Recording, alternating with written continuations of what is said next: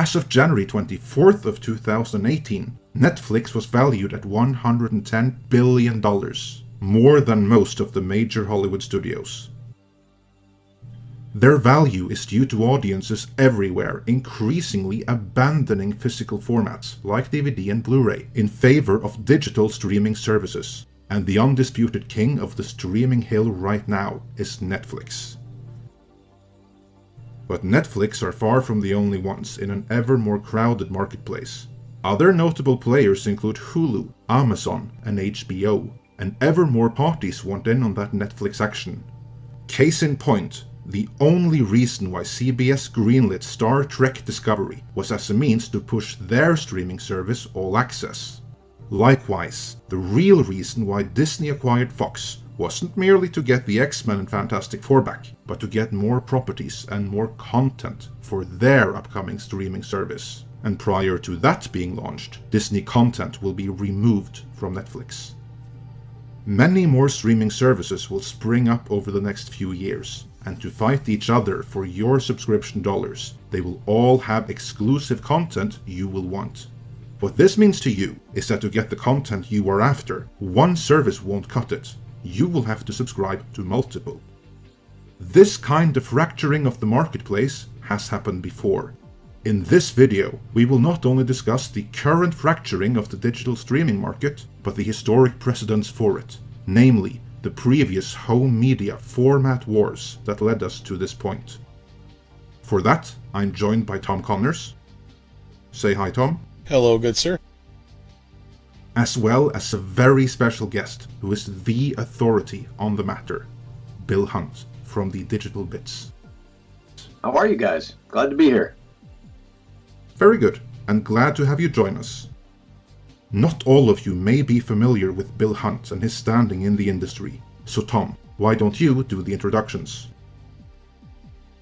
As you just were told, Bill is the editor-in-chief of DigitalBits.com, which is one of the internet's premier web pages since 1997, devoted to home media news and reviews. Besides being the editor-in-chief at Digital Bits, he is also the co-author of an Amazon Top 50 selling book, The Digital Bits, The Insider's Guide to DVD. The Bits is the oldest continuously operating DVD information website on the internet and has been around for 2 format wars and the induction of every new format since its establishment.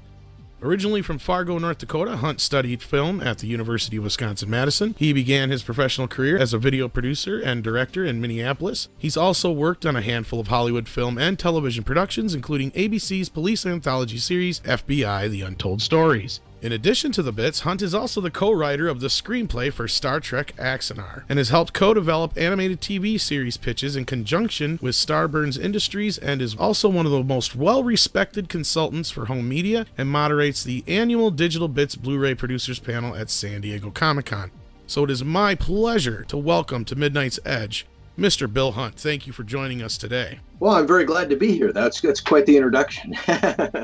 You know, I've been doing this for 20 years now, and it's kind of remarkable the changes we've seen in the industry in that time. When I started the Bits, just to give you a sense of it, Netflix was a brand new company. The Digital Bits was the first company that Netflix ever advertised with. They actually called me, and I met them at CES, and they were a brand new company. I met the head of the company at the time, and they said, we'd like to advertise with you, and that's how it got started. And of course, Netflix grew into a juggernaut from there, but it's remarkable in 20 years, the developments we've seen, the changes we've seen. It's pretty remarkable.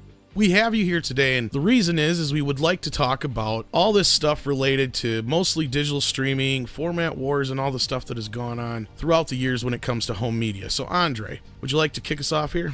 Certainly. What we're dealing with here is a fracturing of the marketplace. This, of course, is nothing new. It's happened several times before, but then it was called format wars. So before we start discussing the current state of affairs, let's look a bit back in history to see if there are some precedents here.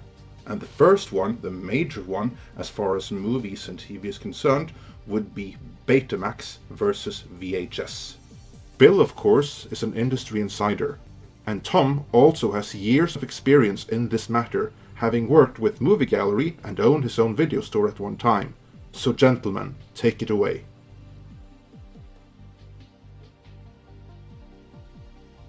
The VHS versus Betamax format war was fascinating because the argument at the time was that Hollywood was dead set against copying. The idea of people being able to record their favorite programming and keep it and save it and watch it later at their own leisure. And the argument from the industry was that that would end Hollywood. That would absolutely, completely disrupt the business and end Hollywood. Piracy, as it is now and as it could be in the future, is a cancer in the belly of the film business. Jack Valenti is head of the Motion Picture Association of America, the trade group of the major film studios. Hollywood sees every new video recorder as a threat to its pocketbook. Thousands of potential customers flocked to this first national home video show in Los Angeles a few months back. Every machine can copy. Every copy means dollars lost in royalties not paid and tickets not sold. Several movie companies are trying to thwart the pirates by selling some films on tape legitimately. What we have to remember at the time is that there was no home video market. It turns out that home video has been an extraordinary windfall for the industry in terms of being able to sell their films and sell their catalog properties to fans. But at the time, that didn't exist. And so the only market Hollywood had was theatrical exhibition of films. And they saw the ability to record your favorite programming and save it on tape as a direct threat to their industry. And of course, history has proven that they were wildly incorrect. Not only that, at that time, though, the studios were more behind optical disc of some type. There were a couple different versions of those as well, which is also kind of its own little mini format war at that time. And the studios were really behind the optical side, but they just did not want to get on the video side of things. Well, yeah, and also, and the reason for the optical thing was because optical discs couldn't record at the time. It's more of a playback format only. There was Discovision, there was CEV. The interesting thing is that was the first time we began to see these electronics manufacturers trying to put their own patents and their own IP in these things because, you know, whoever won the format war, whether it was discs or tape, would stand to make a tremendous amount of money from royalties and from licensing from all the companies that used it. At the very base level, that's what motivated all of these format wars, whether, you know, even up till more recently, the disc format wars. It's that every one of these companies has wanted to, you know, make the most money. They want all of their IP is at the base of that technology so that they can make the most money. And that's the impulse that triggers these things. Right, and you made a good point, because before home video, outside of the theatrical window and television and theatrical re-releases, only a handful of movies really only had a life beyond a few years in the eyes of the studio. Yeah, that's exactly right. You know, I'm old enough to remember a time that when you went to the movies and saw a movie that you loved, the only way to see it again is if they re-released it into theaters or if they put it on television for some reason. You had to go back, you know, for the Star Wars movies, for example, Fox used to re-release those every single year so that you could go back again and again and again. It was the only way to see that kind of content. Right, and I mean, it was like, what, a good 5 or 6 years before Star Wars even seen its debut on home video, but we digress. It was one of the big launchers of the era where it was on both VHS and Betamax, getting us back to the big major format war that was out front. Right. And the reason for it was, mainly just to kind of give a little context, obviously, is Sony had the patent for Beta. You know, technically it was the superior format. In fact, Betamax, for years, it was at the root of professional, you know, videography. But of course, VHS just swamped and won. And we have to remember, too, that when movies first began to be available on VHS, it wasn't for sale, it was for rental. You couldn't buy those cassettes. You could buy them used after they were worn out from video stores, but you couldn't buy a lot of those movies new. I mean, the price for a new movie on VHS was like $100. And that was because, you know, the industry kind of relented to the idea of movies on tape, but what they wanted to do was they wanted to harvest that money from video rentals. And that sales plan went up all the way through DVD. Yeah, because the idea was that they sold the VHS, but they sold it with the rental rights, and it was the rental rights that cost $100. So if you as a private person wanted to buy a VHS, well, you could do that if you had the right connections, but you had to get it with the rental rights. Right, that's exactly right. I think the first copy of Star Wars that I ever owned was a used full-frame VHS copy that was just in terrible shape, and I think I spent like $75 on it. It was ridiculous. Right, I've heard many famous stories about many people's first copy of Star Wars was they were lucky enough to know somebody who worked at a video store, and the tape was lost or damaged. Right. Because, just to point this out, the studios held a lot of control over these videos. Like, they could come in at any time and send a letter and say, we request this movie back, and you're supposed to send it back. You technically don't own that movie. You're just, like you said, paying for the rental rights. And those rights could have been taken away at any time. And this was early on, but then it was until Disney kind of got into the fold and said, you know what, we're going to try this thing. And they took their films that they would normally release every so many years in theaters and started releasing them on video, and a few of the other studios took notice of that and started releasing some of their bigger films as what was called sell-through. Right. This holiday, you can give the most radical gift. Excellent! Teenage Mutant Ninja Turtles, the movie, now on video cassette for just $24.99. And this was where we first finally started to see films at an affordable price, mass-produced for the home. And that really started to come about in the mid-'80s. But of course, like I said, Disney was a major player in this and many other format wars to come, as you'll hear. Right. It's worth noting that that's how the Disney Vault came to be, is when Disney began to release their product on VHS. That's how they had that idea of, like, every 10 years we'll bring it out again and then it'll go away. Because then it created this artificial demand in the minds of fans for their titles. They could only get them for a limited time. And they basically created the map for how the industry should do this, and they've followed it ever since through every format. That's correct, yeah. So the interesting thing about the VHS beta format war is that right about the time that was at its height, and VHS had really kind of gotten to its height, what you had was the beginning of the introduction of, first of all, music CDs, but then also movies on Laserdisc. So this idea of Laserdisc was that it was, it was like a vinyl LP size platter, optical disc, but it was analog. And so the quality was just a little bit better than VHS tape, but not that much. But what Laserdisc gave you was it gave you the opportunity to have additional features like audio commentaries and, some special feature documentaries that would play after the movie, that sort of thing. And that was a collector's format. That was very, very much a collector's format. There were serious enthusiasts and people who worked in Hollywood and critics, that sort of thing, were very into that format. This, you've seen it before, is a VHS video cassette. Thanks, which Raj. has become the international standard for home video viewing. And this is a Laserdisc, which represents the next generation for home video fans. You can think of a Laserdisc as sort of a great big compact disc that plays pictures as well as sound. The difference between this and this is that a Laserdisc delivers a much better video picture, 60% better, and sound that can be as good or better as many movie theaters. But still better television pictures lurk just beyond the horizon. From my perspective, what was really interesting about that is all through college, I worked at various record stores, and I was there at a record store for the introduction of compact disc. And I saw how quickly consumers responded to the compact disc. People just went nuts for them. And I remember thinking at the time, if someone can figure out how to put a movie in better quality onto a disc that size, a CD disc, like a 5-inch sort of format, that would be huge. It would be absolutely huge. This is DVD. And this is what happens when you watch DVD. When I had gotten out of college working in the video industry, at the time especially, I think it's still true today, you would get a lot of these industry trade magazines just sent to you for free, just for being in the industry. And I would start to read in those magazines about how the Hollywood studios were starting to look at the idea of this new format called DVD that would be movies in higher quality, but they would be digital, and it would bring in all of the best features of Laserdisc with the convenience of a compact disc. And that's really the impetus. That's how I got started in the bits. I was working out here in LA, saw all the news kind of just not in the mainstream news or even in like Variety or the Hollywood Reporter or anything like that, but in these weird video industry sort of kind of magazines. And because I was working in Hollywood, I knew some people at the studios, and I would just call them and they would tell me, what they were working on. And I said, what kind of movies and what, how does this work? And so right from the very beginning, I was getting all that information, and that led me to start, the digital bits. First, as you said, as a newsletter, and then I started to share this information on my Earthlink page at the time.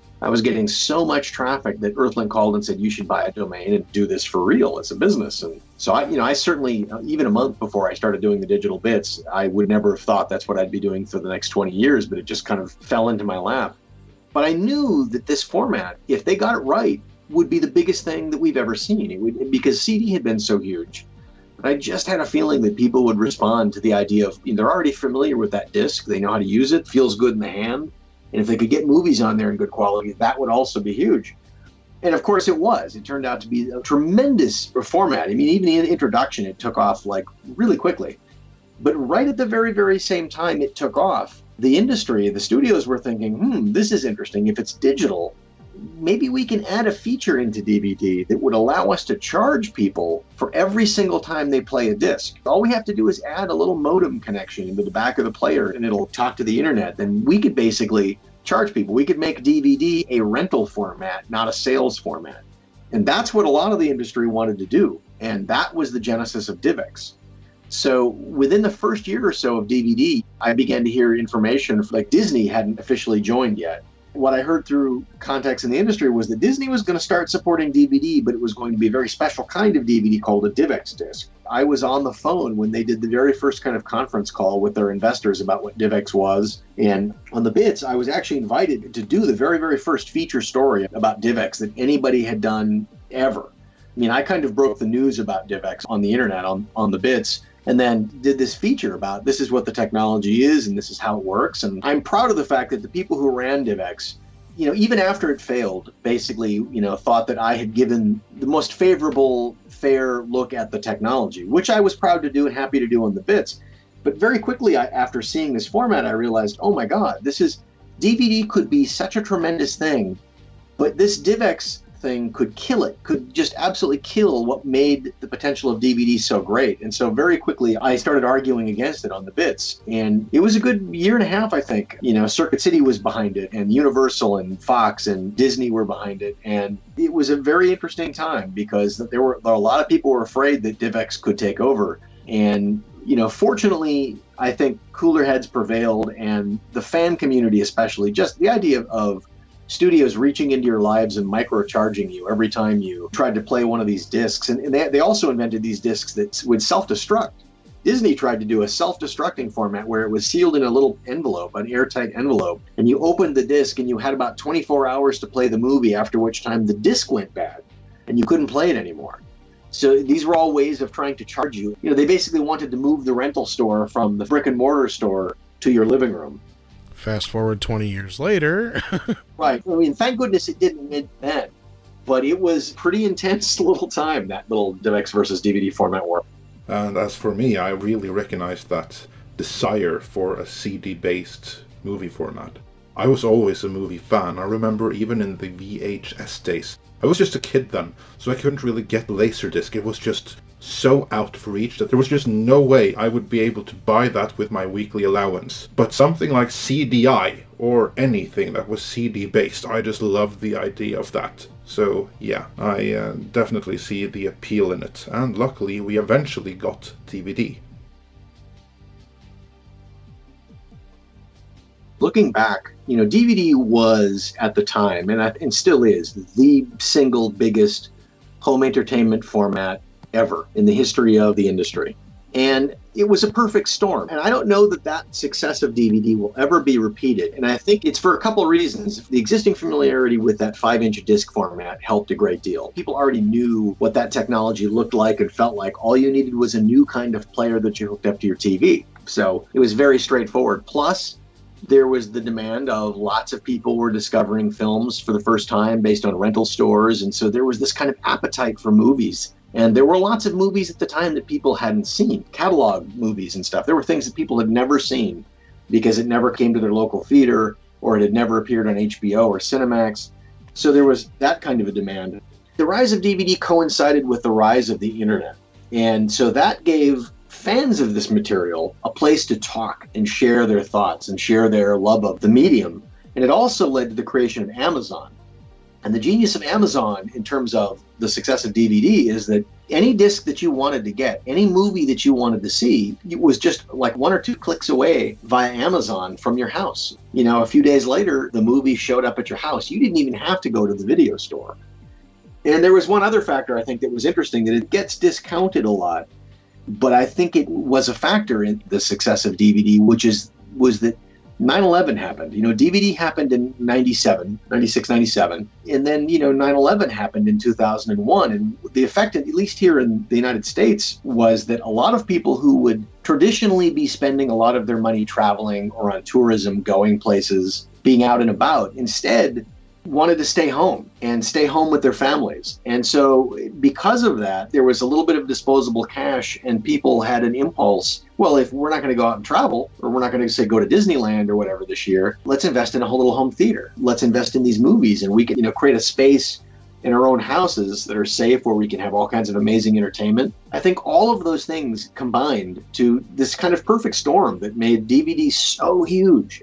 There was so much demand for it for so many different reasons, and they all converged at the perfect time. And a few more important things to that were also that video stores like Blockbuster and Movie Gallery were at their peak. Right. You also had a situation where the disc made movies more accessible because it was cheaper.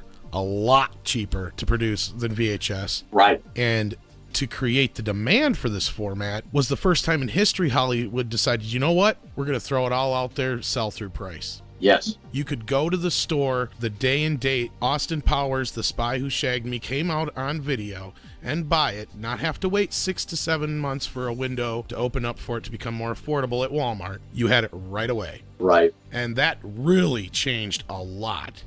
It's a tremendous number of trends that all just came together perfectly at the right time. And you look ahead to even now and think, when is that ever going to happen again like that? Like in quite that same way. There is also a major effect on Hollywood and those green-lighting the movies because of this. Because what happened now was that you had an aftermarket. Movies suddenly no longer just earned their money in their theatrical run, and on TV, it was also a legitimate DVD market. And it eventually, for many movies, got bigger than the theatrical Ross. Yes. Meaning that any mistakes that a green-lighting producer did, he could count on being wiped out by DVD sales. Movie flopped in theaters? It's not so bad, because DVD sales are going to make it all right. And what happened then was that they could be a little bit bolder and green-light movies, genre movies that we know and love today, that maybe never would have been made if it weren't for that additional security web of the additional DVD income. That's exactly right. And what we also saw was the creation of a whole new genre called direct-to-video. Lower budget movies, genre things that never actually went to the theaters. They were made specifically to be released on DVD. That was where they debuted. It was just a boom time. There's never been anything like it, and I don't know that there will ever be anything like it. It's because, it's interesting, we flash forward a little bit, 10, 15 years after that. People talked about high definition discs, and would Blu-ray or whatever format won, would that be as big as DVD? And I think it was the wrong way to look at it, because I don't think anything is ever going to be as big as DVD. It was just really a perfect storm of a lot of factors that contributed to that bonanza of sales. I remember following the bits as, DVD started taking off, and it was just breaking every record left and right. Players are selling twice as fast as VHS, 3 times as fast. It just kept going up and up and up. And then the same thing with the titles. They were breaking records left and right because it reached such a broader audience than ever had before. Yeah. Well, then you had the first million-selling disc, and then you started to see like the Bond films and the Matrix films, and Fox began to introduce, I want to say it was the Alien films that were one of the very, very first sort of special edition DVDs that had ever been done. And they kind of poured over a lot of their older Laserdisc content. Then very quickly, about a year in, you started to see these like genuine special edition DVDs, and then that market took off. And then, of course, the studios realized, wow, we can put all of this other content on there, documentaries and audio commentaries and all of that. We can create a list of bullet points on the back of the packaging that people will, even if they don't like the movie, they'll buy the disc just for all of that. Like, that's amazing. It's interesting that you kept bringing up CD as the good example of how this was going to work, because the film industry did take note of every mistake and everything that the music industry did right when it came to CD. And they played every card perfectly when it came to DVD, to where the DVD DivX war wasn't even really a thing. Right. I mean, it was because you were in the thick of it. But as far as like the mass majority of the, United States, DVD was the clear winner out the door, because it was the first time I didn't have to worry about going to my local video store and not being able to rent the movie I wanted to see. Perfect example. I had to buy South Park Bigger, Longer, and Uncut before I could ever rent it, because A, either all the video stores around here wouldn't carry it, or B, it was always out. It was that perfect storm, like you said, that created an industry in that I gotta have it, want to see it now kind of thing. And instead of me spending $5 to rent it for a couple nights from Blockbuster, I would spend $15, $20 to $25 and own it for life. Yes. And it would never deteriorate. I could watch it 100 times and it would look just as good the first as it does the 100th time, unlike VHS. The interesting thing about the DVD versus DivX format war, which, as you say, for most people in the public, there was no format war. It was just DVD. And the reason is because that format war, as intense as it was over very, very quickly. It happened when DVD was still an early adopter format. So that dust settled very quickly and allowed, the average person to have the confidence to adopt it, and they were willing to invest their money in it. Unlike the situation with high-def discs, which we can get into next. Every image we see on a TV screen is made up of lines of electronic information. You can see it up close. You notice lines of black in between the colors. With a new system called Improved Definition Television, or IDTV, which is now on sale, those lines of black are filled in with picture information to make the picture sharper and more realistic. An even bigger change will take place in 5 to 10 years with the advent of high-definition television. High def will be a completely new system for broadcasting television pictures.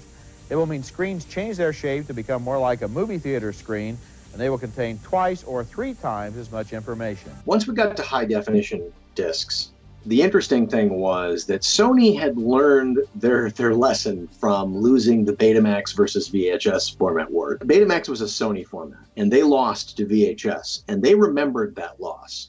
And Sony was part of DVD. They were part of that. But when they saw the success of DVD, they knew, because in Japan, they were already working on high definition way back in the 80s. The very first demonstration of HD TV that I ever saw was in like 1986 at the Minnesota Fair, and it was a Sony demonstration of what high-def television could look like. So Sony was thinking about high-def already, way back then. And so they realized that the next big game after the success of DVD would be high-definition discs. And so they immediately began working on their own format for high definition, and they actually presented that format to the DVD consortium.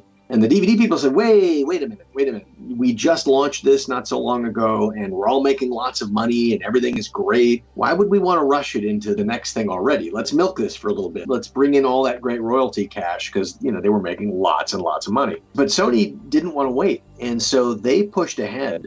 And when the DVD people saw that Sony was pushing ahead with something called Blu-ray, they very quickly and very hastily said, oh my God, we had better come up with an alternative that is based on DVD so that we can keep all of that revenue stream coming to us rather than Sony stepping in and taking over. So they started developing high-definition DVD, and that's where you saw the origins of that format war. It was very much based on Sony's desire not to get screwed again, as they did in the VHS format war.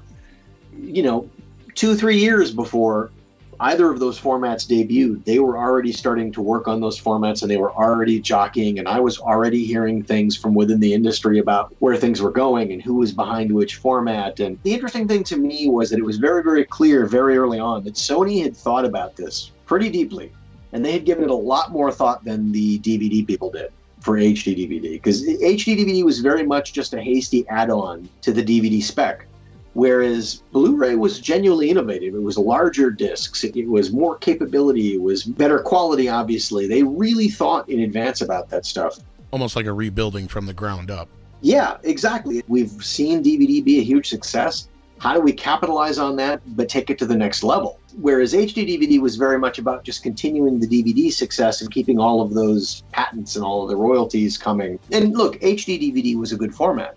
But it was very, very interesting early on. A lot of the studios, had no horse in the race. They just wanted to make sure they were backing a winner. It was Toshiba and a very clear group of people that was very much behind HD DVD. And the interesting thing is early on when these formats launched, I was going to all of these industry events, and I was going privately to the studios and the manufacturers and talking with them, and they were showing me everything they were working on.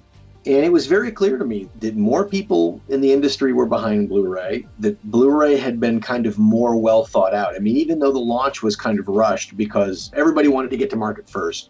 So the launches of both formats were kind of a disaster and kind of a rush, but they'd thought about it a lot more than the HD DVD people. And a lot of the arguments that the HD DVD people made against Blu-ray were spurious, just didn't make any sense. People, they would say, well, you're never going to need these 50 gig discs because, my God, why would you ever need to put 50 gigs on a disc? I would go talk to friends who were DVD producers at the time, special edition producers, and they would tell me, are you kidding? We could fill up 50 gigs right now.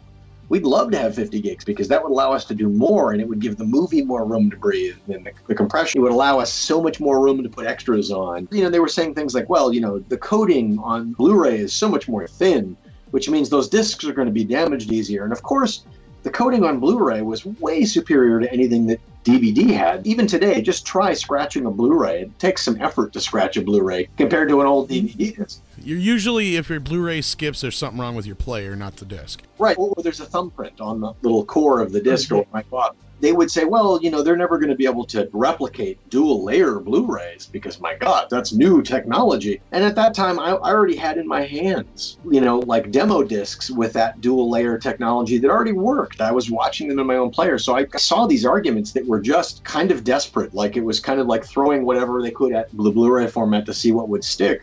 But the more important thing is that, all the information that was being disseminated online, all the discussion forums and all, the various, websites and things, it was one thing. It was a lot of it was propaganda. A lot of it was heated. People were kind of taking sides. But I was able to see what was happening in the industry, and overwhelmingly the industry backed Blu-ray. And it was just clear almost from the very, very beginning that Blu-ray was eventually going to win. HD DVD was just never going to be able to get enough market share to overcome that advantage. And even Microsoft and Toshiba throwing just huge amounts of money behind it. Eventually, I knew they were going to get tired of doing that. It was a losing game right from the start. Also, there is something to be said for marketing, because at this time, Sony was a marketing powerhouse.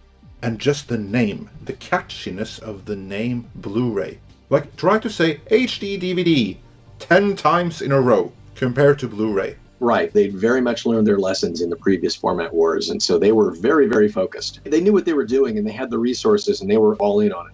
And it's interesting you brought up Microsoft, because me and several others do believe that their goal in this wasn't so much to back HD DVD as it was to create the format war so that digital streaming and digital downloading could sneak in under the radar. And that'll kind of lead us into the next part, but I just wanted to kind of bring that up since you brought up Microsoft. I think there's some of that. Sony very much made Blu-ray a centerpiece of their PlayStation. And this was a time when Microsoft was very, very, very much in opposition to Sony with their own Xbox system. So it was that sort of business, the video game business, that was driving a lot of Microsoft's investment into, HD DVD versus Blu-ray. And you're right, like once Microsoft's vision for their Xbox, and I think also PlayStation's, was very much that like they want that PlayStation device or the Xbox device to be the entertainment centerpiece of your living room. And, obviously Sony went all in with Blu-ray disc in their player, but Microsoft was thinking, well, we can create our own little entertainment network or a little streaming entertainment network.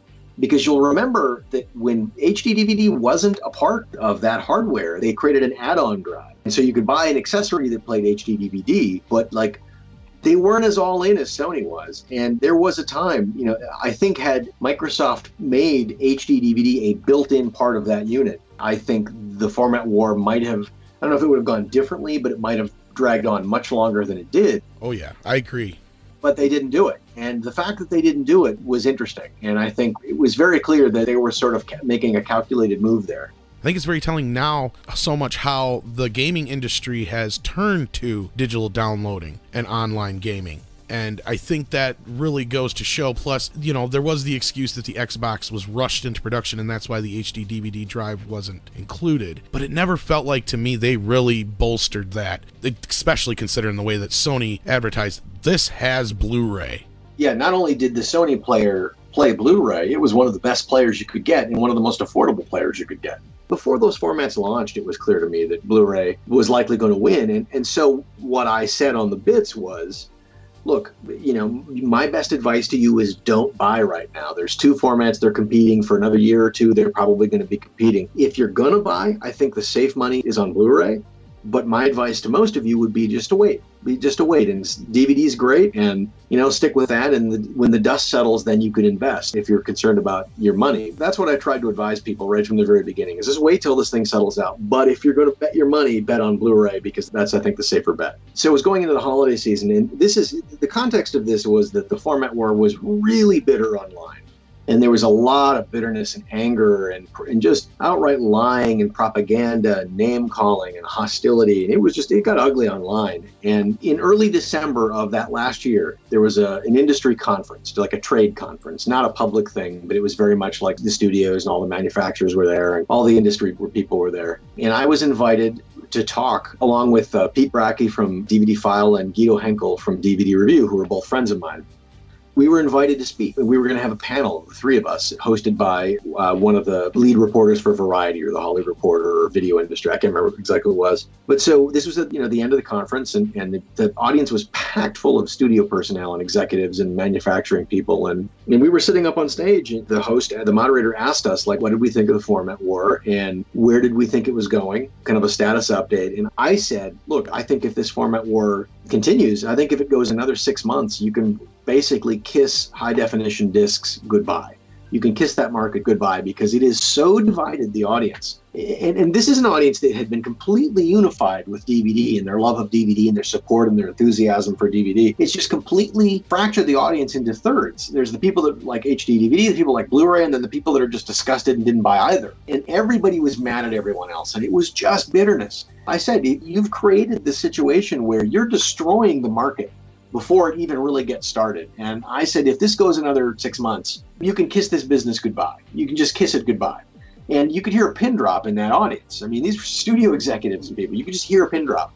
And then the moderator went to Pete and to Guido, and they said the exact same thing. We were just absolutely unified in our disgust of the format war and the way the studios and the manufacturers had handled it. It was really interesting. And after that, lots of people came up and asked questions, but it was kind of this moment where you could hear everybody kind of gasp collectively, because I think a lot of the studio people hadn't realized, because they weren't involved in the online thing. They weren't really plugged in like that. And so then the very interesting thing was Warner Brothers. I found out from Warner Brothers, they basically told me, look, we're going to keep this thing going through the end of December. We're going to see what the sales are this holiday season, and whichever format wins the holiday, we're going to back, and we're going to drop out of the other one. And sure enough, Blu-ray won. And so then at CES in January, the first week of January, I was there. It was really interesting because Bill Gates from Microsoft was giving the keynote address. And I, of course, knew lots of people inside at Microsoft and lots of people at all the manufacturers and studios. And I went earlier to that day, I went to their booth on the show floor. There was lots of HD DVD signage, lots of it. And I had been told that the speech that Gates planned to give was going to double down on HD DVD. Warner Brothers right before then announced we're done. They were going to back out of HD DVD and support Blu-ray. So I was at that keynote address. There was not a word spoken about HD DVD. They had hastily deleted all reference to HD DVD and rewritten his speech. And there was not a peep about the format war or HD DVD. And when I went to the show floor again the next day, most of the HD DVD signage was gone. And that's how quickly it ended. The dominoes fell very quickly within 2-3 weeks of CES. Right, because Disney had already backed Blu-ray, and that made it very lopsided. Right, that's exactly right. Make it blue. Wow, the big blue. What's it got? Floating in a blue lagoon. Blue? Blue, blue, sacre bleu.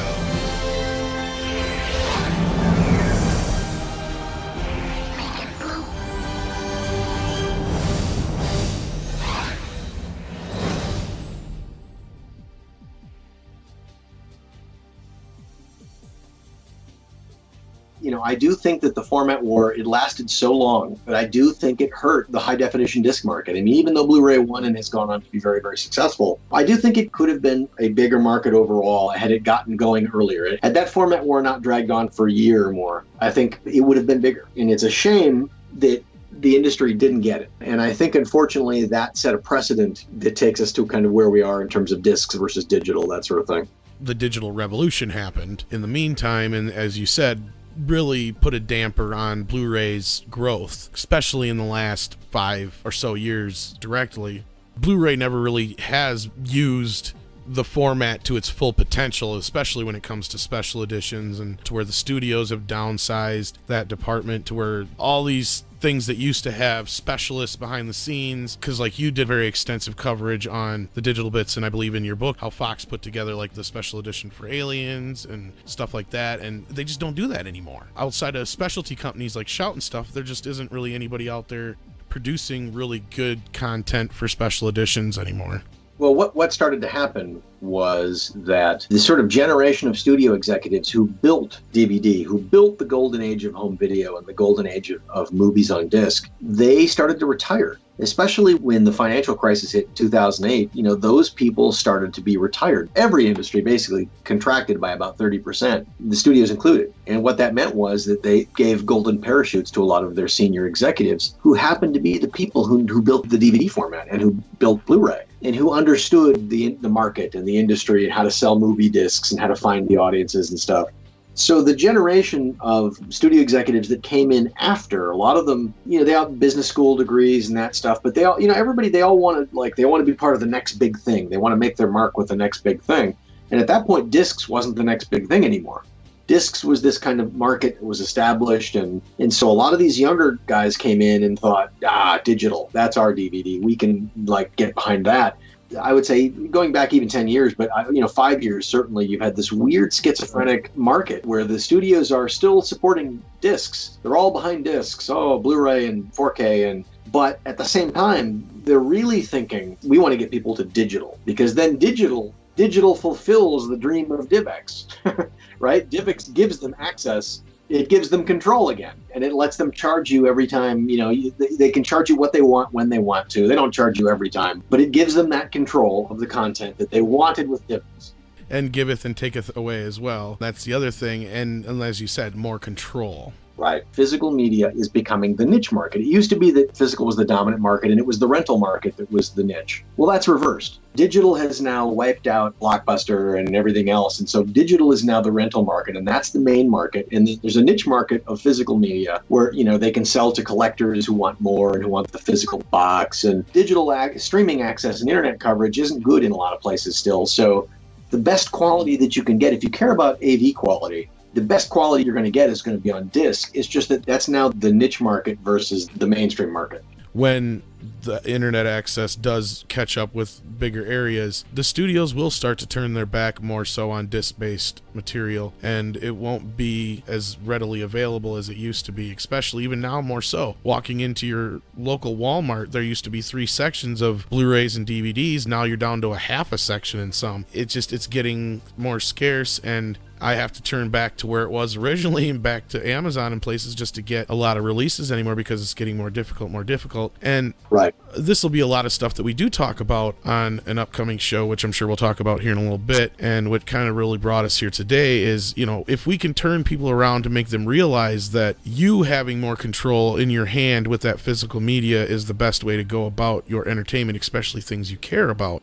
That's what we want to at least try to do, is to turn people on to that experience and realize that you are a big part of keeping this alive, because like you just said, if it wasn't for that niche market, we wouldn't be getting special editions anymore. They'd just be slapping the movie on the disc and throwing it out there. We'd be lucky to get a trailer, and that's where it's getting. Right. We have seen the content, the special edition content that appears on these discs is slimmed down now. They're not spending as much money as they used to on creating documentaries and all that extra material. They're kind of paring a lot of that back. So there is definitely that. And this is in the context of, you look at how vinyl has made a resurgence because young fans have discovered the pleasures of vinyl. So there is still this kind of love of the physical experience. It's just not going to be as big as it once was. It's going to be a niche market, a collector's market. Even though the studios have kind of pulled back from that a little bit, there are lots of independent little companies, Shot Factories, Criterions, Twilight Times, Kino, Olive, Films, you name it. I mean, Arrow Video, an Indicator, Umbrella. There's been a resurgence of these little companies, these smaller companies that are catering to that market, creating these great little limited edition special editions and physical box sets and things. And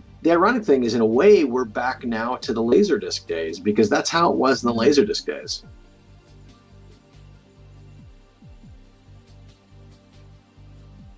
And now we have a situation where there's just as many streaming options out there as there are studios almost. And the studios themselves and the networks themselves are starting to get in on the game as well. And that was kind of the original topic of the day, at least, that set this whole journey off to begin with, which we thank Bill for taking us on, which was a very interesting journey to this point. But now here we get to the nitty gritty, the underbelly, the dirt of it all. We've got Netflix, we got Hulu, we got Amazon, we've got Crackle, we've got YouTube, Twitch, all these other places to get so much content now, streaming through our television, our computers, our phones, whatever device have you. Disney has decided it's going to start its own streaming service. DC has said it's going to start its own streaming service. But we have CBS All Access, which is really pushing it right now with Star Trek Discovery. Tell us a little bit more about this situation now, Andre, and how we've had this just flood of streaming services all of a sudden here in the last few years, especially. I think a lot of that has to do with Netflix.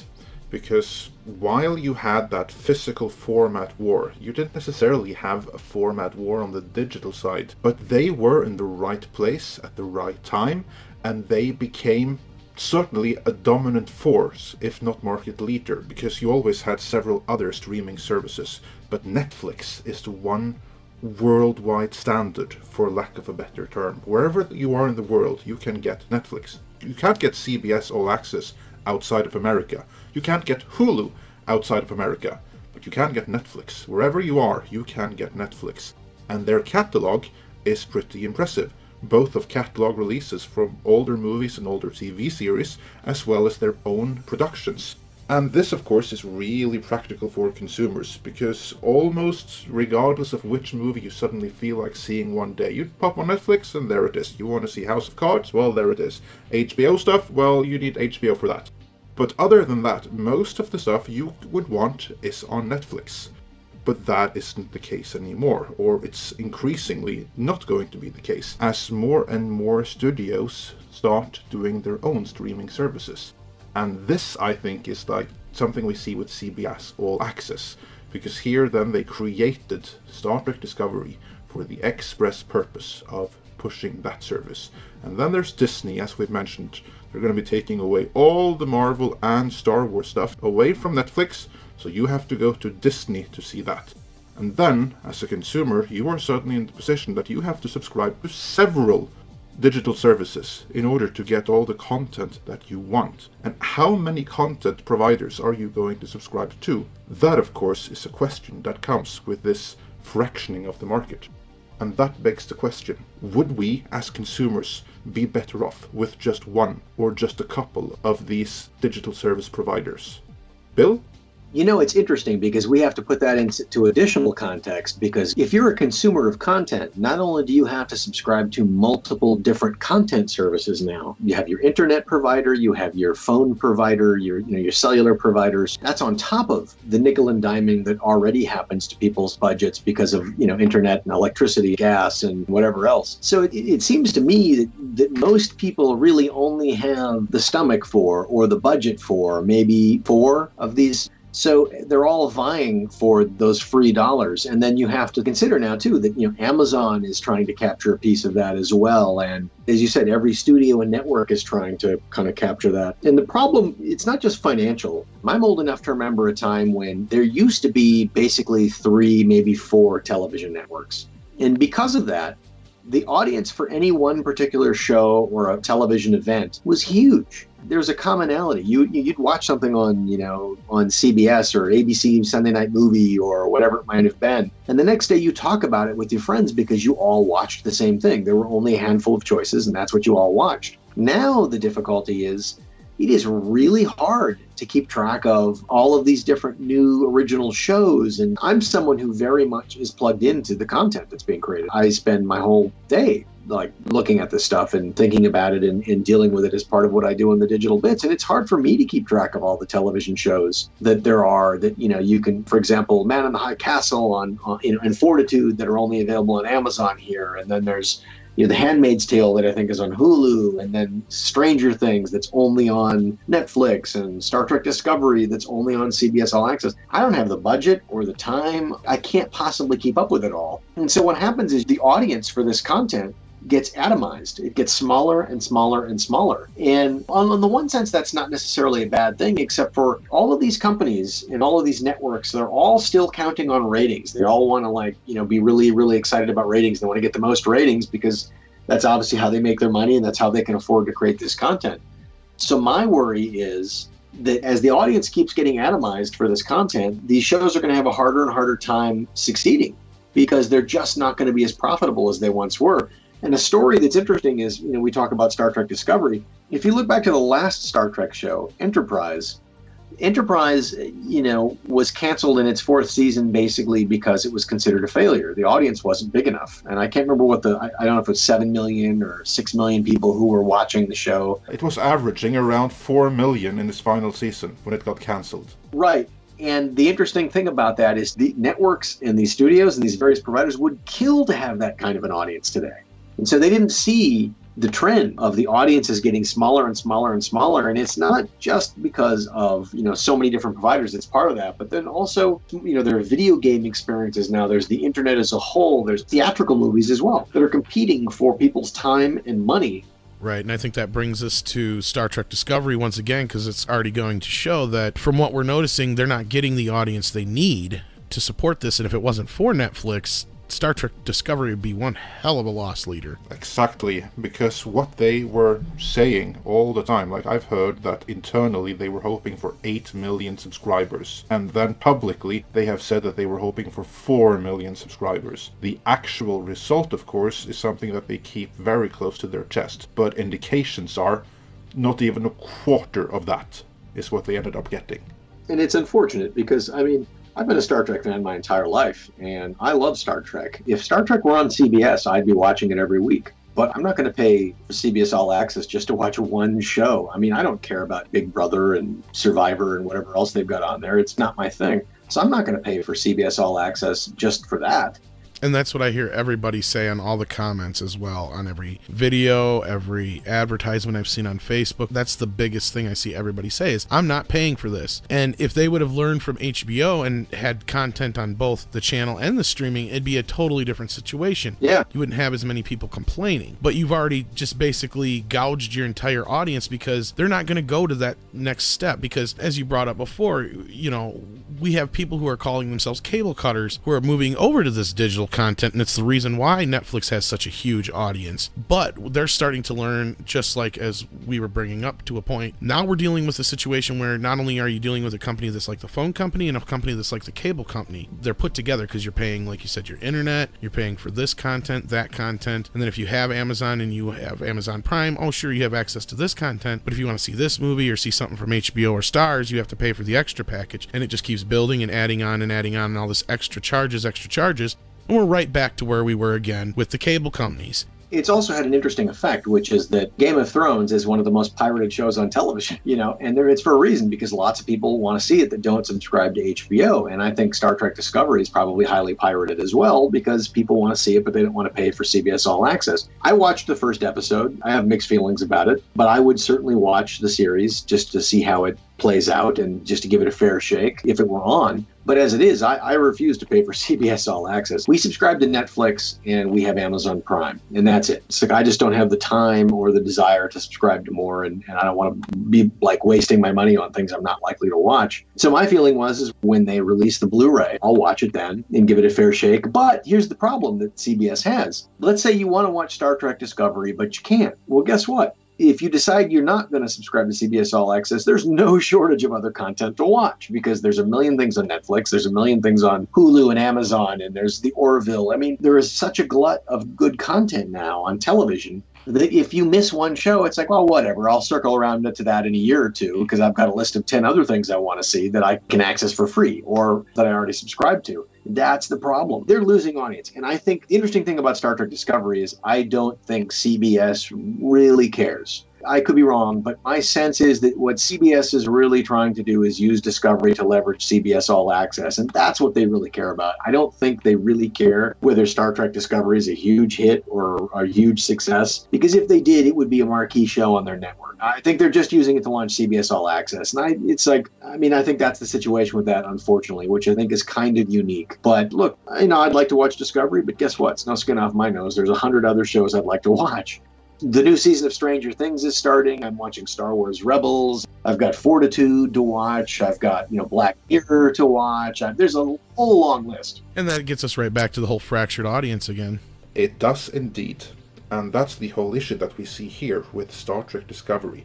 because CBS obviously doesn't care about the show itself, because their endgame here is CBS All Access, meaning Star Trek Discovery is used as pawn to be sacrificed in this game of chess. What has me worried though, with all of these other providers now coming along, so that you can no longer see Marvel and Star Wars stuff on Netflix, you have to go to Disney for that.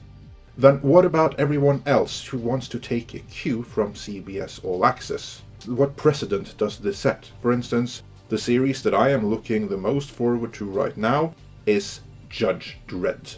If you're watching Midnight's Edge, you know this. I'm a huge Judge Dredd fan. My biggest worry here is that some other network picks up the distribution rights for that and uses it as a pawn in their game of chess.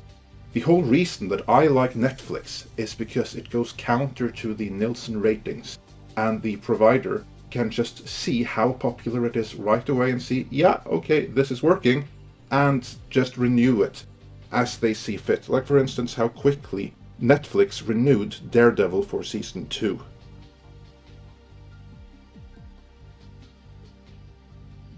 But now we might suddenly come into a situation where genre content that we love is going to be sacrificed because it's used to launch some new streaming platform, or it goes at a struggling digital platform. And it doesn't get the views because of that, because people are spending their money elsewhere. And then suddenly we are back to the situation we had with the Nielsen ratings, where you get the unjust views, you don't get the whole picture. And then we are right back to the days of Firefly, when a great show is cancelled prematurely. Do you have any thoughts on this? You know, and it's interesting that you say that, especially with Firefly, because I think this segmentation and all these streaming services has been a double-edged sword, because you look at a show that I really liked that was on NBC called Friday Night Lights. That show was basically going to be canceled by NBC, and they partnered with DirecTV to fund the cost, and so that show got a couple extra seasons that it probably wouldn't otherwise have got. The same is true with a show that I like on A&E, I believe, called Longmire, just kind of a Western sort of detective series. You know, that was picked up by Netflix and has gotten like 2-3 more seasons that it wouldn't have gotten otherwise. And that's been a benefit. But you're right. You know, the fear is that these things get harder and harder to produce, that they do one season and then stop doing it. A big frustration of mine over the last 10 years is I can't tell you how many television series that were on the TV networks, the main networks, that I started watching, particularly genre titles, and they got canceled after the first season, or they didn't even get the whole first season, like Firefly. Show after show after show, especially genre content that I would watch, I'd be into it, it would be just getting good, and then the network would cancel it. I learned to stop watching those shows. I basically decided, look, I'm going to wait until the show has finished its first season, has gotten renewed for a second season, and then I will invest my time in it, because I don't want to be disappointed anymore by watching some final episode cliffhanger finale, and then that's the end of the show. And it happened again and again. Space Above and Beyond, Terminator: The Sarah Connor Chronicles, and you just go right down the line of all these interesting shows that came and went. And so I just stopped watching them. I really did just pull back and stop watching them. So, the streaming service content was for a long time kind of a blessing, because it gave new life to shows like that, and it allowed the shows to get extra seasons they wouldn't have otherwise. But you're right, now the market has gotten to where the networks were, where we just don't know if any of these shows is going to find its audience, if it's going to be affordable, if it's going to pay for itself. And so we don't know which shows are going to live and which shows are going to die. And it's frustrating as someone who likes this content. It's very frustrating to be in the audience, because you don't know where to go. You don't know what shows to support. But there's nothing I hate more than you really get into a show and it gets canceled. It's just happened to all of us dozens of times. And you learn. You learn from experience. Yeah, I still almost weep over Forever not getting a conclusion. There's a hell of a lot more shows that have never gotten a proper finale than actually have. And Bill, you know just from firsthand experience how hard it is just to get a show made in general. Oh, yeah. Let alone actually get one out there and have its audience basically be devastated by it losing, its place. I've been involved in about 4 or 5 different pitches and projects, a couple of which eventually got into development and got very far, and then just fell apart because of studio politics or network politics or this or some other show came along that was more attractive. I mean, I spent about 6-7 years being involved in various projects like that, and it got so frustrating. What you realize is that For every show you see on television or every movie you see in the film, there's like 20 or 30 or 40 more that are interesting that never come together for a variety of reasons. It got so frustrating for me being a part of those things that I just decided, you know, I'm just going to control my own destiny and I'm going to write a novel. Because at least I know at the end of the day, whether I get a publisher or not, I can self-publish if I have to. I can at least get it out there in front of people, you know, who might like it. And that's the nature of the industry. And it was really interesting because there was a period of time when there was more opportunities in terms of digital television shows and online content. But what happened is because the movies got to be so big and they're all these superhero action things, a lot of the talent, the actors, writers, directors who used to work in that medium a lot more doing dramas and things, they moved to television and took up television, and it has contributed to the second golden age of TV. But then a lot of those people who used to work in television now dominated the digital space. So there's this kind of been a downward avalanche. The technology to create cool content has never been more available and cheaper. Right. But finding a way to affordably produce it and to make money producing it is really, really difficult. Finding a way to monetize content is really hard.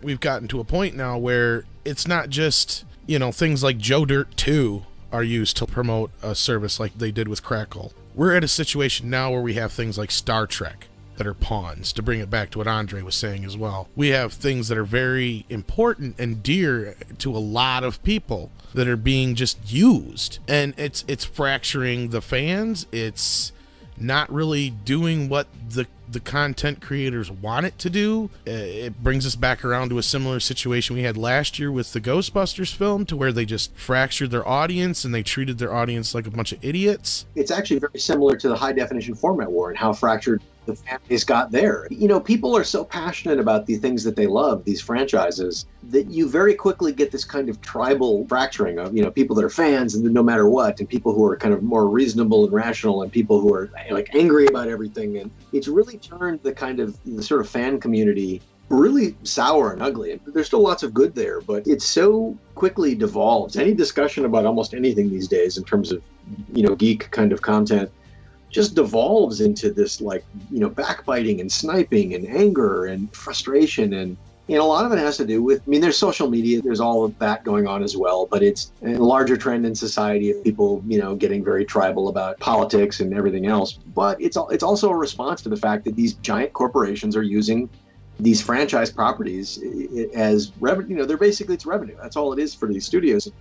What I have had to learn over the last 10 years or so. You know, I love this content. I've always loved this content. Star Trek, Star Wars, whether it's, you know, I wasn't all that big necessarily into comic books as a kid because in North Dakota, we really didn't have a lot of comic book stores. But, you know, whatever it is, whatever the thing is that you love, these media franchises, you have to remember at the end of the day that those things don't exist because we love them. Those things exist because some corporation is making a lot of money having that content be made. At the end of the day, that's the reason they exist, not that we love them.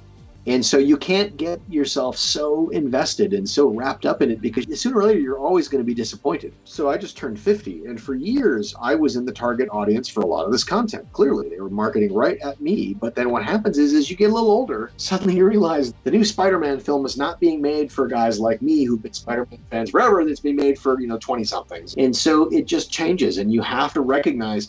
And that might sound like a bitter old man complaining, but I guarantee it's going to happen to every one of you. And it's weird when it happens. You're like, wow, why is it suddenly that I look at all these movie trailers and think I don't really want to see any of these movies? And it's just inevitably going to happen to all of us. And so you have to step back and you have to realize that as much as we love this stuff, it's not the most important thing in the world, but that's hard. For a lot of us who grew up with this content, it's the thing that united us. It's how we found our friends. It's how we found our identity.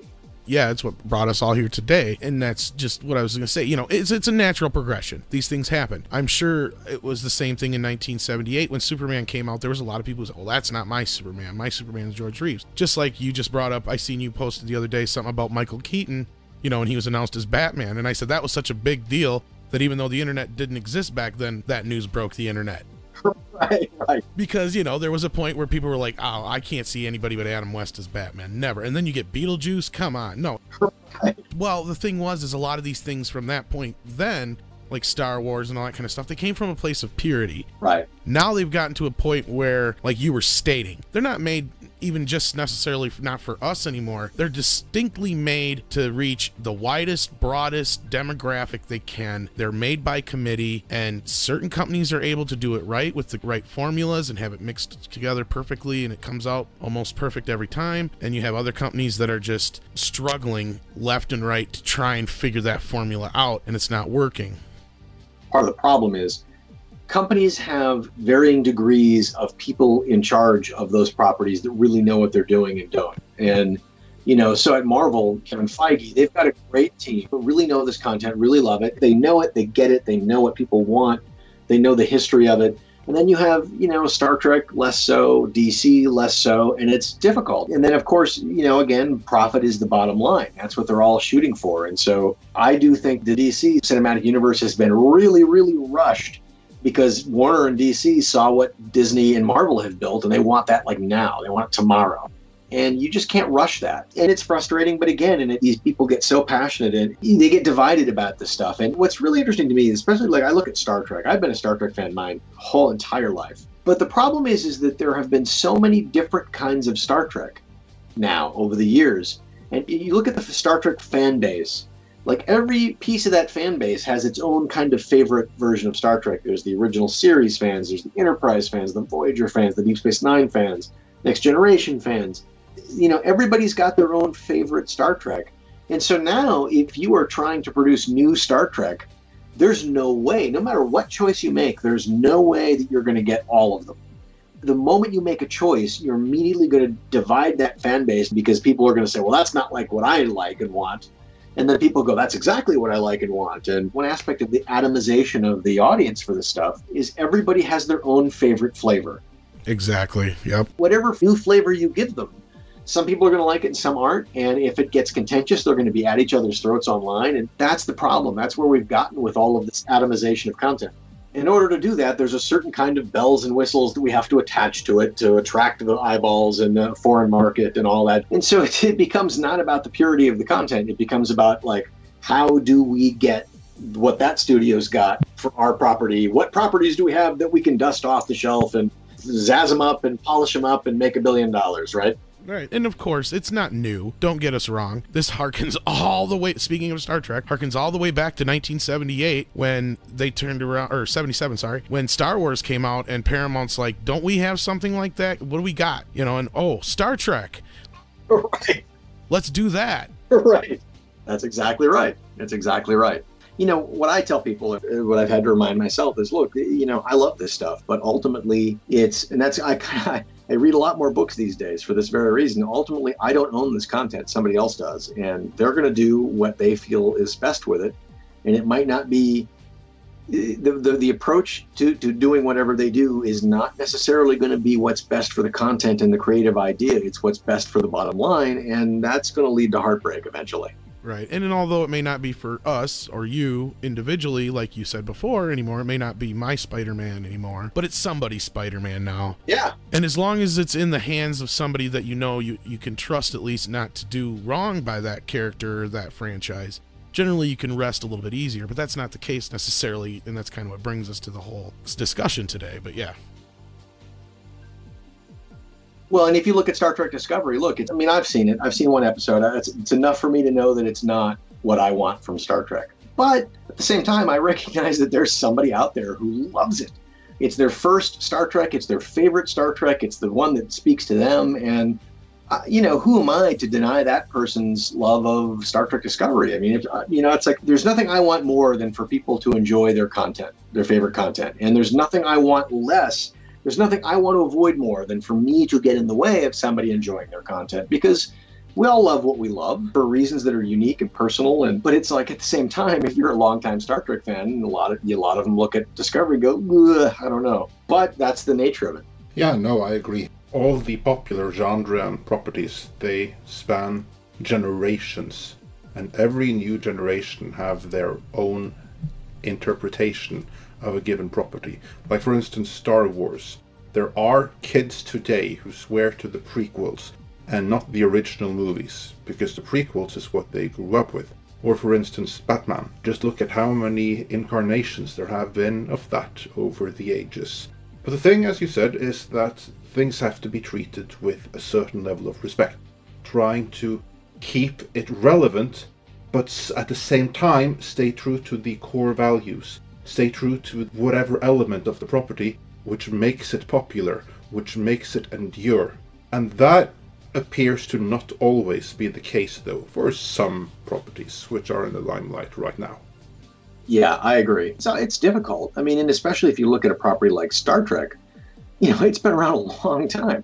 Star Trek's been around a very, very long time. So there is a large body of content. There's a large amount of canon. There's a large amount of history. And it's difficult to even wrap your head around a lot of that. But at the same time, as you say, there is a kind of a spirit. There is a kind of an idea. There is a kind of tone that is at the heart of these things. And if you stay true to that, even while innovating, and you can bring new people in while also, keeping most of the core audience, and you can kind of grow that audience over time. But some companies, some studios, some networks seem to be good at that and willing to take that into consideration. I kind of feel like Star Trek, it's that other great golden franchise like Bond and like Star Wars, that could be really huge, but it just needs a guiding hand. It needs someone in charge, someone like a new Gene Roddenberry, or someone who can make sure that the decisions are made for the right reasons, like someone like Kevin Feige, at Marvel. It needs that, and it doesn't have that, and so it's very, very frustrating. And I don't think CBS. I think the truth of it is that CBS, they don't love Star Trek. Maybe that'll change. I hope it'll change. But I mean, I think the situation hasn't been helped by the fact that the ownership for years was split between Paramount and CBS. But for years that kind of split ownership meant that no one group or person could step in to kind of take the guiding hand, and I think the franchise really suffered from that.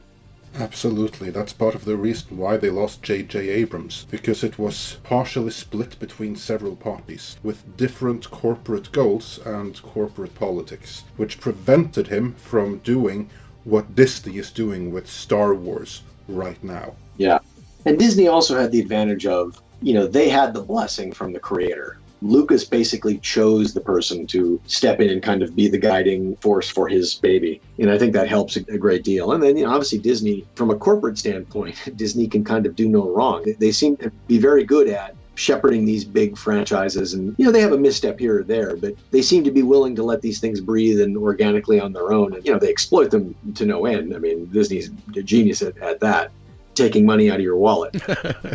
Yeah.